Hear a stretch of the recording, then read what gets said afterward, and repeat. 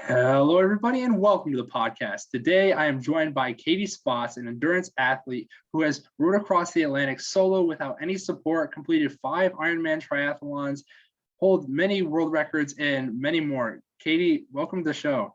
Yeah, thanks for having me. Yeah, so just like start off with a brief introduction of who you are and what you have accomplished. Yeah, so I consider myself kind of an accidental adventurer. I didn't really think that I could do big challenges, but I was proven wrong. And so my background is all about doing big endurance challenges, whether that's rowing, cycling, swimming, running, even some rollerblading, and it's all to raise money for clean drinking water. So through the last decade of adventures, about 50,000 people have gotten clean water, and this is all around the world and even here in the United States. So, Wow, that's incredible. The last time I heard one of your podcasts was like 45,000, so it's good to hear the numbers like exponentially growing. yeah, So, it's wait, sorry. there. Just this year, I launched some adventure grants, and so that's been kind of helping getting more people involved with supporting the cause. So that's definitely been a help. That's incredible. Wow. So why did you choose water specifically to? Yeah, so it's almost like water chose me because I mean, when you're so fiery passionate about something, it's kind of like how could you not want to do something about it? And that's how I feel about water. I'm also very logical and let's get to the root cause. Let's get to the bottom of this. And to me, of course I care about kids. Of course I care about education. Of course care about health. Of course, I care about the environment. Of course, I care about women empowerment.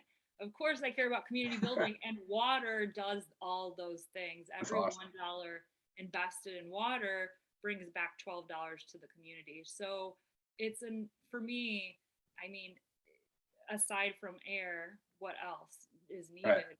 So it is also very encouraging that there are a lot of problems we have no idea what the solution is. And I do know that, environments change and projects break down, but we don't really need to invest all of this energy into figuring out a solution. There Yeah. are proven solutions that do work. Some as simple as catching the rainwater and using a biosand filter, which is cheap, it's effective, and it works. So when you see a problem, you see a solution, and you can do something about it, That's and awesome. without you know a lot of money to Yeah, of course. projects. That's Yeah. yeah. So okay. So like going off of that and like talking about water, obviously you rode across the entire Atlantic Ocean. Just like talk about that experience. I mean, that's incredible that you had no support doing that. Yeah. So, okay. So I did my first ultra marathon, and it was while I was living in Australia. And I every time I do something that I never thought I could do, there's like this growing sense of, wow, I never thought I could do it, and I did. So what else can I do? And Yeah. so someone mentioned that their friend had rowed across the Atlantic, stopped me in my tracks. I had to learn everything about it. Didn't even think it was real. And as I mentioned, I try to be a logical person. And so I ignored the idea. I'm like, that's ridiculous. You're going to die. And so I really resisted the idea of rowing across the Atlantic. And I think I had the same reaction that most people Yeah. do have, like, that's crazy, it's dangerous, don't do it, you'll die. So for me, the decision to row the Atlantic was one made because I knew that I would always regret. I would always wonder. I was already mentally on the ocean before I physically was, and it was an idea that wouldn't let me go. And so rowing the Atlantic was a roller coaster. It was the highest highs and the lowest lows. There were 20-foot waves and sharks. There were close calls with oncoming freighters and a lot of really cool wildlife like dolphins and sharks, glowing plankton, sea turtles, albatross, everything. So, That's yeah, incredible. I mean, it could go from being the most boring thing in the world, just seeing the same thing, to the most exciting. breathtaking moment. And so I was alone, so I didn't have a follow boat. And that meant that I think the intensity of those emotions was even that much more. Yeah. Yeah, I mean, even when I was feeling down, it wasn't like this flat line down. It was like, no, it's the end of the world. My Snickers bars are gone. That was my favorite. And um, yeah, it's goofy. I mean, I also was sleep deprived. So on Yeah, of top of course. rowing 10 to 12 hours a day, you kind of have to deal with that whole. I mean, if you don't sleep well for a week, that plays on your emotions. So um, I think if nothing else, I think going solo was good for me. So it preserved relationships because it does bring out your crankiness and moodiness and Yeah, not your best self when you're exhausted. So that's insane. yeah. Wow. So I mean, like a few points, like it reminds me a lot of The Life of Pi. I don't know if you've seen that movie, but like the Yeah. majestic stuff. But I'm like really curious about like all the hardship that you had to go through. 20-foot waves. Did you ever like capsize the boat? Were you ever in like any tropical storms or anything like that? Yeah. So by the time I had the bigger waves, the rougher conditions, I had already built up a relationship with my boat where I felt like, of course, you can't trust anything. If the ocean wants to wipe you out, you're gone. You can't conquer it. It will conquer you in a second. So I always had that fear and respect for what the ocean is capable of. However, I also had trust that my boat would do what it was intended to do, which would self right.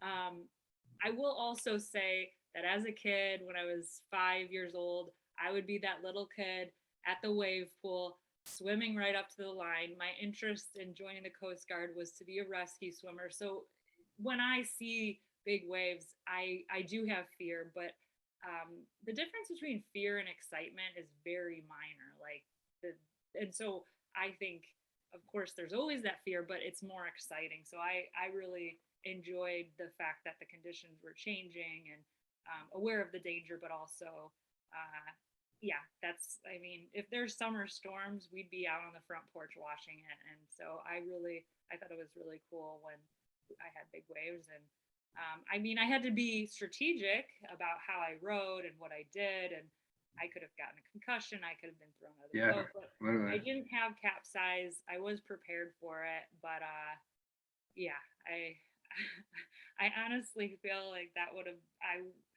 it could have been an interesting experience. No, seriously. Like I think doing something like that would I'm like the same mindset. I always like endurance challenges. I'm trying to bike across America next year, so preparing myself for that. But like the Atlantic, I mean, that's like a whole nother animal. So um, tied with that, what it was like, did you have a GPS? Like, how did you know exactly where you were going? I feel like it's really hard to navigate across the entire Atlantic. Yeah, like sometimes people will give me a hard time if I get lost on land. They're like, "You navigated the open seas and you can't figure your way out on land." So, I did have a GPS, but and then I did learn some celestial navigation. I learned enough about Wow. celestial navigation to know it probably wouldn't work on the Atlantic because you need stability and it was never stable.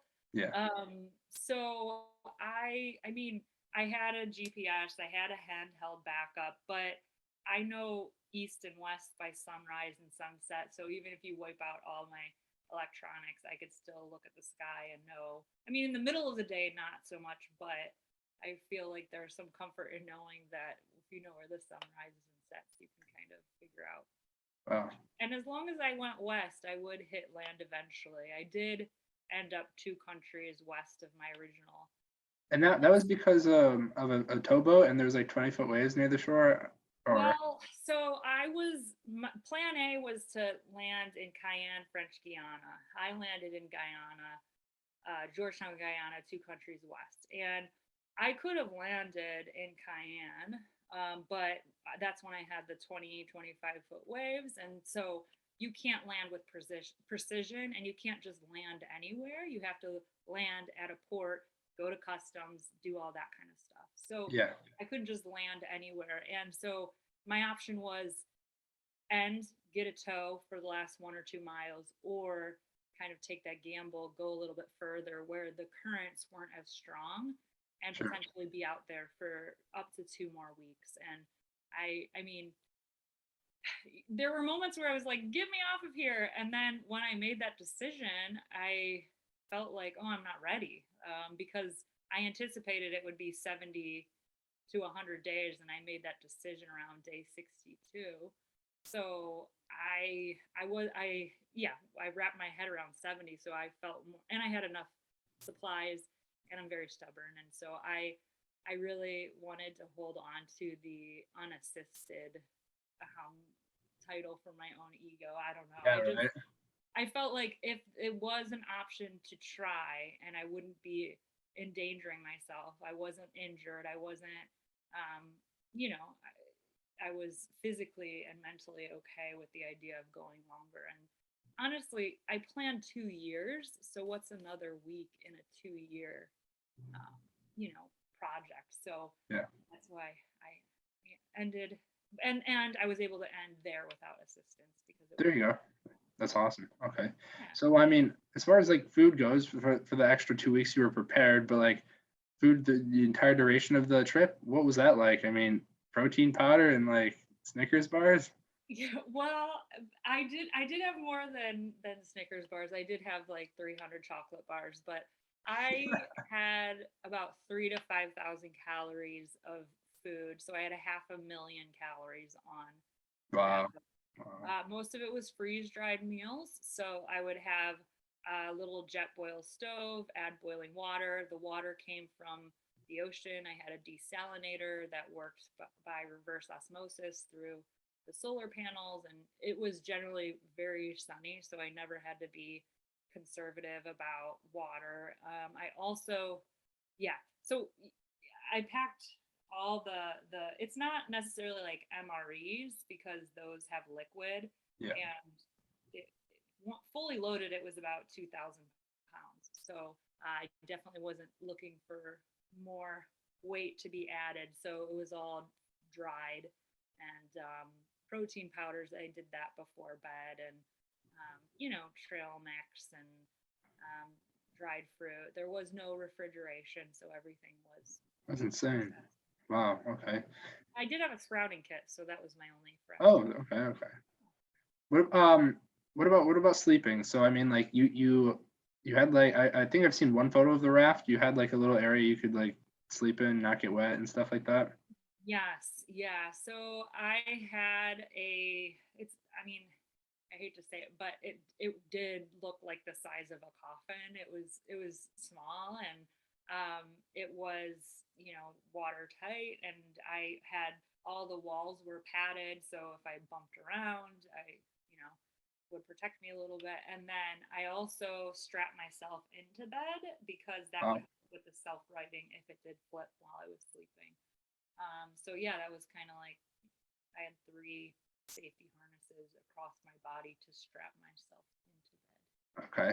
And so I mean like the current is gonna like take you while you're sleeping, and like did that ever affect how like you were rowing, or like would you ever get way off course if like the current took you farther than you thought, or like how'd you factor that in? Yeah. So there were times I was being blown back towards Africa.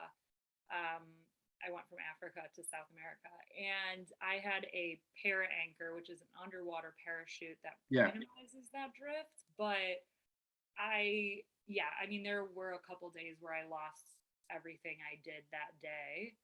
Um, but in my mind, I was still further had I not done that day. So Sure. that's kind of how you wake up and keep rowing despite that. Yeah, there is a little bit of a funny relationship with like the numbers and even the weather. Like I had a weather guy who would send me updates on what the weather was, and at a certain point, unless it's a major storm, I don't want to know about it because there was this expectation, hope, and letdown if it didn't do or what it was supposed to do. And so, similar to the miles, it's best not even to look at it other than knowing that you're getting a little bit closer, but to not, you know, focus on the process rather than the progress is what Well, there you go. endurance has. Yeah. Okay, that's awesome. And as far as the process, let's talk about like training. Was it mainly like just preparation for learning how to handle the ocean, or was it a lot of physical training? What did that look like? So you can be the most fit person in the world, and if you don't have rowboats, you are definitely not going to row the Atlantic. So my priority was more about logistics first, making sure I had the boat, the equipment, making sure I was training on Lake Erie. I took it very seriously, and I mean, one, because I didn't have a follow boat, one dumb mistake could end the whole thing. And so it is, yeah, I was very, serious about the planning of it. And I was aware that like half of the people who do this don't make it. And so when I did it Wow. as a 19-year-old, 19? What? Oh my gosh. yeah. Yeah, that's when I decided, and it is kind of one of those decisions. I mean, um, I basically was making a decision knowing that I might not make it on the other side, and that's a heaviness. So I did work with like a sports psychologist before to help me manage some of the emotion that went into making a decision where you might not make it. And so, Wow. yeah, isn't that a crazy thing to think about? I might do something and I might not be back. I mean, even at the airport when I was saying goodbye to my family, we all had tears in our eyes knowing like this might be it. And so um yeah, that's why I tried to push the idea aside so much, but I think we're called to do things sometimes and it I doesn't feel make that. sense. There's no logic to it, and no one knows your own call but you. No one is in your own body and your own mind and your own curiosities. And Yeah. so you really have to answer to that. And if you don't, it's I think it's harder to live a life of regret, even knowing what the consequences might be. Because I mean, yeah. Yeah, no, I mean, I totally relate to that message. I was in the airport leaving Savannah to go back home for like spring break, and I was listening to Lewis Howe's podcast with you, and I was really struggling like mentally, like figuring out what I need to do for my next chapter of life. And like hearing your story, and I was like, I know, I'm biking across America, like it's gonna happen. And I'm like, endurance is something that like is so like woven in me. I'm like, I need to like embrace this, hearing what you've accomplished. So definitely to the calling point, I really do appreciate you and what you've accomplished from that standpoint. So thank you That's for so that. exciting. Yeah, yeah. So Have you picked your route yet? yeah, I think I'm gonna do the northern tier. Okay. Yeah. So Oregon to Maine. Um, yeah, I don't know, I'm super excited for it.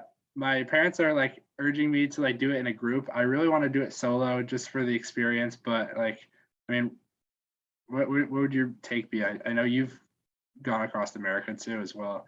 Yeah, so I did also do it in a group. So it was a fundraiser, and I mean, I guess it really depends on what do you personally want to get out of it. I Yeah, think that if you want it to be super challenging and kind of like that soul searching, that um then the solo is the way to go.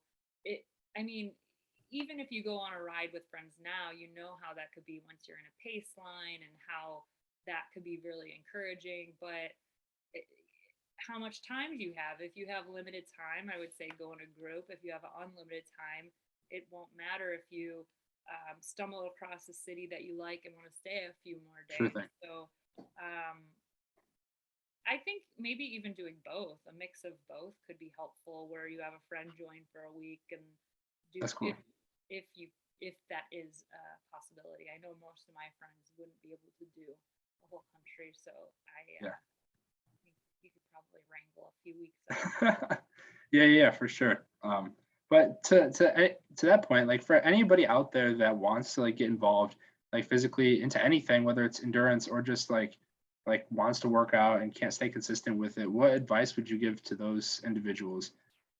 Yeah, so there's a few things. I mean, I think a lot of people have something that they're curious about, and instead of minimizing, diminishing, pushing it away, I think there's a reason why we're given these ideas, and the reason oftentimes is because we need to do it because it's going to unlock something. It's going to help us discover something that we couldn't discover otherwise unless we did that experience. So first thing is like honoring yourself. And really, I think a lot of it has to do with motivation. You don't need it. I mean, you can do things. You pay bills. Does anyone Yeah, feel like paying bills? Do you? I literally. mean, we are so capable of doing things we don't want to do. Just apply it that same kind of mindset. And I mean, I'm not saying you should always do things that make you miserable. Go. I mean, that's not serving the world. But if there is something that you want to do and you think that motivation is the reason why you can't do it, um, maybe it's expecting to feel motivated. I find that motivation happens after you begin. So I think lessening the need to have some epiphany, to have this feeling, you can really, I mean, there's a freedom in that, like that you don't need to feel a certain way to do a certain thing because Yeah. the stars aren't always aligned, but you can still make it work. And I mean, there's so much joy in doing these challenges. Yes, it's hard, but people generally regret the things that they don't do. And Yeah, exactly. for any challenge you're going through, there is proof that you can get through it because someone else has. So you already know that any problem has a solution. And so I love that. I think there's a lot of strength that can be gained by seeing a challenge that you specifically want to do and seeing another person overcome it. And I think that's part of our like collective um, responsibility as humans to, if you're farther along on a path, to help others reach it Awesome. or get closer to it. So that's also a very powerful thing about achieving something, is having the ability to help others to do it too. Wow. Well, speak to the individuals out there that feel like they don't have help, but like could like have faith in something like larger. I know that you are like Christian, so like how has that helped you along your journey? Um, Yeah. So after the row, there was a lot of media and a lot of opportunity, and there was a huge disconnect with what you saw on paper and what was going on internally with me. And I recognized that um, I think if you don't have God in your life, something else becomes it. It could be your job, it could be your relationships. And for me, I made endurance, I made achievement my version of God. And I really struggled to find that joy in the activity because it's hard to enjoy something when your worth depends on it. I mean, it feels like life and death, like you have well, to, or else where's my worth? And so um, the only way that I've been able to go back to endurance is by having a foundation of faith and knowing that um, there's more to life than this, and our worth is not defined by achievement. It's not defined by your job. It's not defined by your failure. And so um, faith is the only path that I've been on where I've really felt that peace and freedom.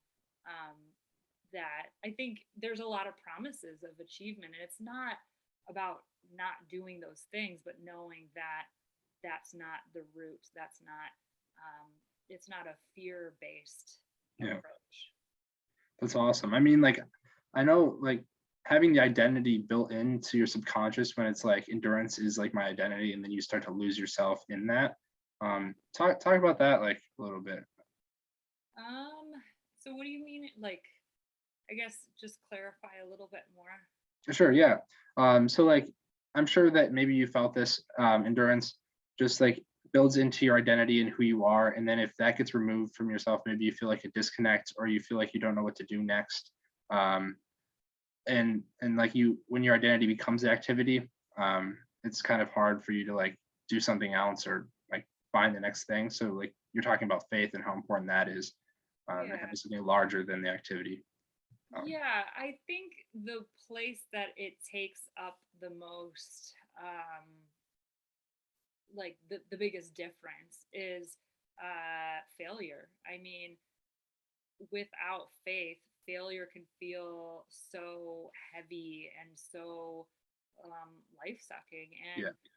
as a Christian, God is not disappointed if I am like, he knows what I'm capable of. So if there's a failure, it's he already knew, and it was just um, it doesn't feel like I'm letting God down because he already knows what he made me capable of doing. Absolutely. So That's there's a awesome. lot of freedom there. Um, yeah, does that make sense? No, absolutely. Because I mean, like the current mindset is like you fail and then that means you are a failure and then it spirals that way. But if you can reframe failure into like more positive, like this is my like plan and like I was made to do this, then it Yeah. becomes something more positive. Yes. So I love that. Um, so I mean, like talk to me about purpose. I know that you found your purpose through endurance. How do people find their purpose? How important is purpose? Yeah, I mean,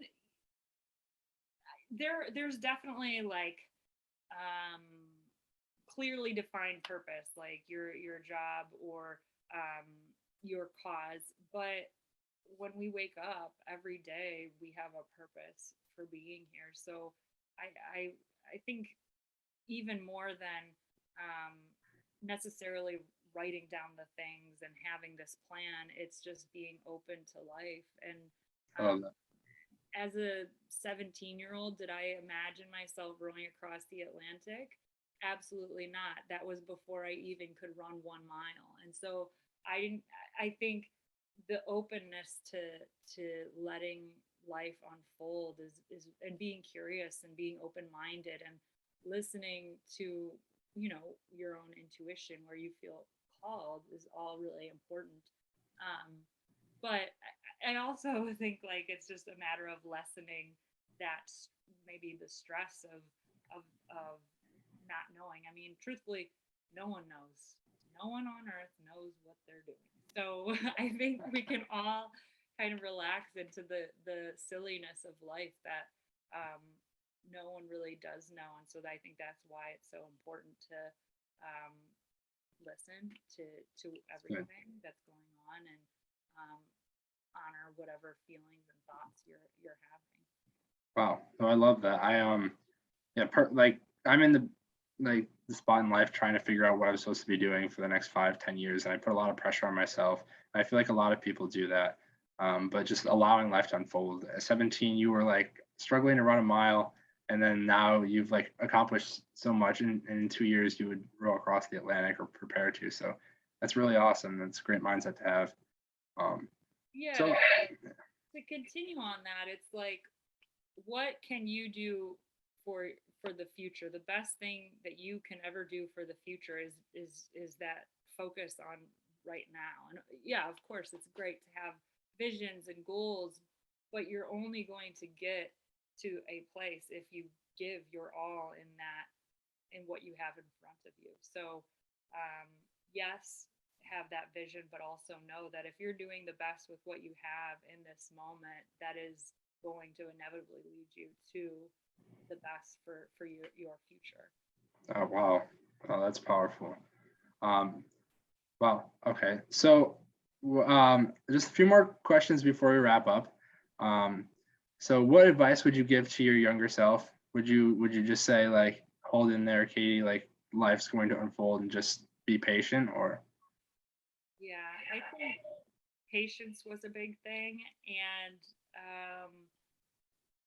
I was really wrapped up in these like, oh, I can't, and so I've run over 100 miles, and yet I still believe the hardest mile I ever ran was my first one. Oh, And so I mean, one of the biggest things is that just because you think you cannot do something doesn't mean you're right. I think we say, we give our beliefs. Just because you believe it doesn't mean it's true. I mean, I love and that. I had this very, there's that quote like, whether you think you can or you can't, you're right. Yeah. Oh, I think we can do a lot more. We just don't realize it. And so, um, yeah, to kind of let go of making up the story and watching the story unfold. Wow. Okay. I love it. And then my next question is, what is your current plan? Like, what's the next endurance challenge that you're taking on? What does life have in store for you next? Yeah, so this is my final year in the Coast Guard, and I have always wanted to go around the world by human power, and that's why I rode across the Atlantic, because that was the hardest part of the journey and that was the most expensive part. So I wanted to get that done first. So the next leg would be cycling and a little swimming from South to North America. And then it would What? be, Wow. Okay. and then Would it that? would be another row and a little more cycling. So that I would like to do it in stages. I think if I'm doing adventure for more than 6 to 8 months, I might start getting a little weird. So I like being Yeah. a little bit more grounded. And there's only been two men who have done it. One, it took him 5 years. The other, it took him 13. So this is kind of a life longer and for ocean row, which would be the leg after that, it would take probably at least a year to prepare. So, Wow. um, but in the meantime, I have like 2 more months until I could run again from ACL surgery. So Got it. I've been considering a 200-mile run, but I What? never want to run so far that I don't enjoy it. And yeah, there's not a lot of ultra runners in Maine. There's not a lot of people in Maine, so I Yeah. think I would really need to find more ultra runners to make that an enjoyable pursuit. Otherwise, I mean, I've done too much solo ultra running that 200 miles would be if I could find a good community to train with. You and David Goggins should team up and tackle that. I feel like he's done that. I'm not. He's done It's like a the Moab. Was it yep Moab? Yeah. Moab 240. I okay, so here's the thing about ultra running races.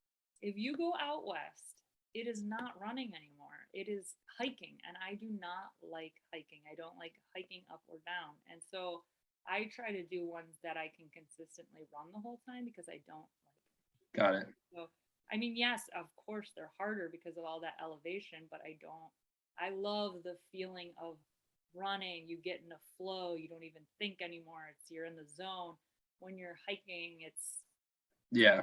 Much more feel, concentration, I think. yeah. And you could get Got it. injured a lot more, especially when you're exhausted. So, um, that is my only thing. Those 200-mile events sometimes are, but my friend is a big ultra runner, and she just shared that there's one in Georgia that's supposed to be pretty flat and Yeah, I heard about that. I'm in Georgia right now, so yeah, I was thinking. oh, did Yeah, you see this? It's I forgot what it's called, but um she suggested it's like a 10-mile loop, and so that is really good for fueling and everything. that's awesome. Yeah, Yeah, the cane breaker, I think it's called. Oh, I put it on airplane mode. But yeah, so that's awesome. But so Katie, this is I just want to acknowledge you before we wrap up. You have been such an inspiration for me, and to see you on my podcast is like a dream. I know I've only like known your name for a little while, but like the stuff you've accomplished has inspired me and millions of people. So I don't know, just keep crushing it, and hopefully one day we can like do an adventure together, like a long endurance, I don't know, race or cycle or something like yeah, that. But I mean it's a small world. I'm sure our paths yeah, will cross, and if I can help, if you need any advice or have any questions, I'm here. So I appreciate it so much. So yeah, thank you very much, and I will see you guys in the next episode.